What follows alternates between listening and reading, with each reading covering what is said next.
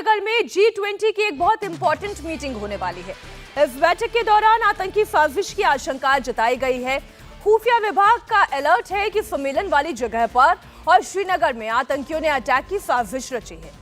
ये मीटिंग डल लेक के पास होने वाली है, इसलिए डल लेक से लेकर लाल चौक तक कमांडो एक्शन में है। जम्मू कश्मीर से धारा 370 खत्म होने के बाद पहला इंटरनेशनल इवेंट हो रहा है। चीन और पाकिस्तान के विरोध के बावजूद ये प्रोग्राम श्रीनगर में रखा गया है। कोई अनहोनी ना होने पाए इसके लिए कमांडो तैनात कर दिए गए हैं।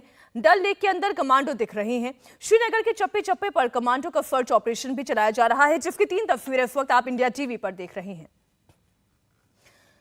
तो डल लेक जहां पर ये मीटिंग प्रस्तावित है और आज की तारीख में ये मीटिंग होनी है, G20 की इस मीटिंग को लेकर सुरक्षा की भी तैयारी बहुत ज्यादा कड़ी है। आम दिनों से ज्यादा कड़ी इसलिए नजर आ रही है क्योंकि इनपुट ये आया है कि कोई बड़ी साजिश, आतंकी साजिश यहां अंजाम दी जा सकती है। सबसे पहले आपको सीआरपीएफ कमांडो का एक्शन दिखाते हैं। डल लेक की एक ऐसी तस्वीर जो आपने इससे पहले नहीं देखी होगी। डल लेक के चप्पे चप्पे पर स्पीड बोट पर कमांडोज एक्शन में है, लगातार रेकी कर रहे हैं और इसका सीधा अर्थ यह है कि किसी भी तरीके का खुफिया इंटेल इसे हल्के में नहीं लिया जा सकता है। नेवी के कमांडो भी इस वक्त एक्शन मोड में है। यह इंडियन नेवी के मार्कोस कमांडो है। पलक झपकते ही आतंकी का काम तमाम करने में सक्षम है। ये कमांडो मॉडर्न हथियारों से लैस भी हैं, जैसे कि आप तस्वीर में देख पा रहे हैं। एक डिटेल रिपोर्ट देखें। पड़ोसी देश पाकिस्तान और चीन के कड़े विरोध के बावजूद 22 मई से 24 मई के बीच कश्मीर में ऐतिहासिक बैठक G20 की होने जा रही है। सुरक्षा एजेंसियों को इनपुट्स मिले हैं कि मिलिटेंट इस दौरान किसी बड़े हमले को अंजाम दे सकते हैं, फिदायीन हमला कर सकते हैं, आईडी ब्लास्ट कर सकते हैं।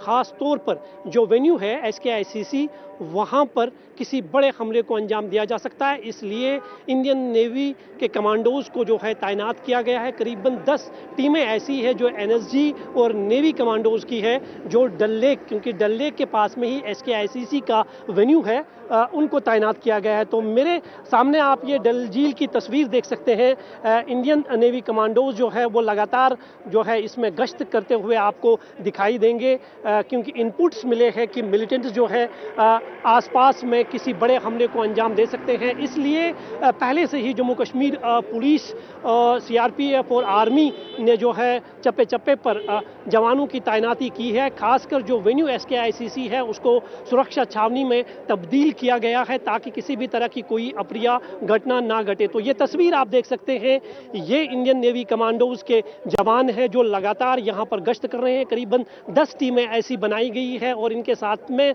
NSG कमांडोज जो है वो पूरे वेन्यू को जो है अपने घेरे में ले लेंगे, क्योंकि 22 और 24 मई के बीच ये एक ऐतिहासिक बैठक होने जा रही है। आर्टिकल 370 हटाए जाने के बाद ये पहला इंटरनेशनल इवेंट है। तो ये तस्वीर आप देख सकते हैं, ये मार्कोस कमांडो इंडियन नेवी के कमांडोज है, ये किस तरह से डल में जो है लगातार पेट्रोल करते हुए दिखाई दे रहे हैं। और डल लेक के चारों तरफ से आपको NSG कमांडोज और इंडियन नेवी के कमांडोज जो है आपको दिखाई देंगे, जो 22 मई से लेकर 24 मई के बीच इसी तरह से जो है पूरे डल को पेट्रोल करेंगे। क्योंकि इस वक्त जो है कश्मीर में पर्यटकों की भी काफ़ी तादाद जो है वो मौजूद है। और जिस तरह से इनपुट्स मिले हैं कि मिलिटेंट एयरपोर्ट से लेकर SKICC जो मेन वेन्यू है फंक्शन का, वहां पर किसी बड़े हमले को अंजाम दे सकते हैं। इसलिए सुरक्षा एजेंसियों ने जो है पहली बार श्रीनगर में इंडियन नेवी के कमांडो और NSG के कमांडो की तैनाती की है।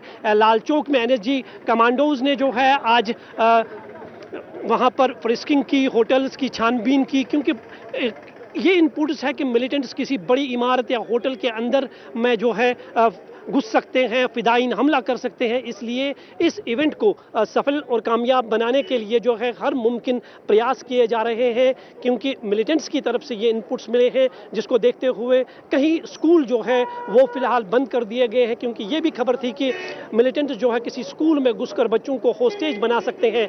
क्योंकि ये एक ऐतिहासिक इवेंट है तो सुरक्षा एजेंसियां किसी भी तरह का जोखिम नहीं उठाना चाहते हैं, बल्कि सिर्फ एक ही लक्ष्य है कि यो आर्टिकल 370 हटाए जाने के बाद पहला इंटरनेशनल इवेंट होने जा रहा है, इसको सफल बनाया जाए। इसलिए जो है श्रीनगर एयरपोर्ट से लेकर SKICC तक सभी इंतजामात जो है वो मुकम्मल कर लिए गए हैं। कमांडो सिर्फ डल लेक में नहीं है बल्कि लाल चौक के चप्पे चप्पे की भी तलाशी ली जा रही है। होटल से लेकर दुकानों तक सर्च ऑपरेशन चल रहा है। लाल चौक की सड़कों पर पिछले कई दिनों से कमांडो घूम रहे हैं। यह आतंकियों के लिए बहुत बड़ी चेतावनी है।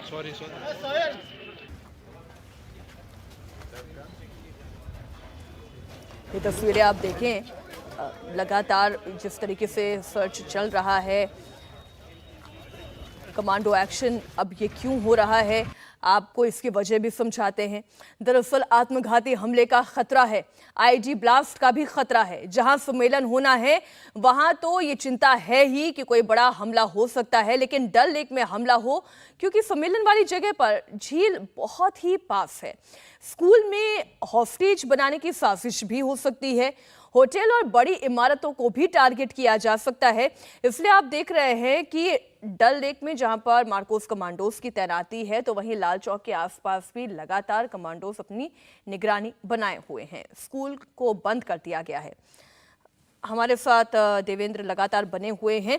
धारा 370 हटने के बाद निश्चित ही ये सरकार के लिए एक बहुत बड़ा चैलेंज है, क्योंकि जितने भी देशी विदेशी हस्तियां यहां पर मौजूद होंगी, ये सक्सेसफुली इवेंट हो जाए, ये एक प्रायोरिटी है गवर्नमेंट के लिए। देवेंद्र, मीनाक्षी, चैलेंज उससे ज़्यादा इसे एक अवसर और एक उपलब्धि के तौर पे देखा जाना चाहिए। आप सोचें कि G20 कंट्री का सम्मेलन वहाँ पे होना पाकिस्तान के लिए कितना करारा तमाचा है, जो कि कश्मीर वैली को लेकर बार बार सवाल खड़े करने की कोशिश करता है। और इस G20 में अभी टॉप सोर्सेज ने हमें ये बताया था कि G20 की बैठक कश्मीर में ना हो, इसके लिए पाकिस्तान ने चाइना के मार्फत बहुत ज़्यादा दबाव बनाने की कोशिश की थी, क्योंकि कश्मीर में G20 के देश अगर वहाँ पे शिरकत कर रहे हैं, भारत में वो आयोजन हो रहा है, वहाँ पे जा रहे हैं, तो ये अपने आप में बताता है कि पाकिस्तान जो विवाद खड़ा करने की कोशिश करता है वो कितना सतही है, और ये सारे देश उसे नकार रहे हैं। और ऐसे में अपने एजेंडा को किसी तरीके से आगे बढ़ाने के लिए पाकिस्तान हर कोशिश कर रहा है, ISI हर कोशिश कर रहा है। एक वेबसाइट बनाया गया है, उस वेबसाइट के मार्फत टूल किट का प्रचार किया गया है,